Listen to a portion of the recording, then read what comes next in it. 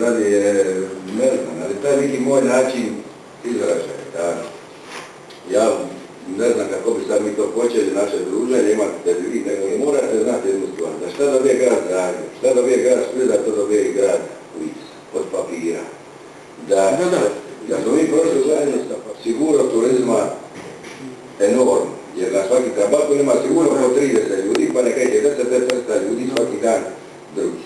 S druge strane bi mogli plus suhi vez, koliko bi to dobili. I ovdje Šepurine, ono ste čuli, oni Njemci šta navišću za ove hidroavione, mi smo rekli Šepurine ovako, s tim da bi mi dobili ovdje jedno 15-ak vezova bi dobili. Novi način bi dobiti. Novih vezova. I ovdje ovi problem ove kanalizacije koja sad ide u more, normalno ona bi se ubola u kanalizacijski sustav, tako da više ne bi imali ovdje kanalizaciju. Vi znate, Beškarija i Kirija. Kirija, to. Nije mi palo na. Miro, Kirija.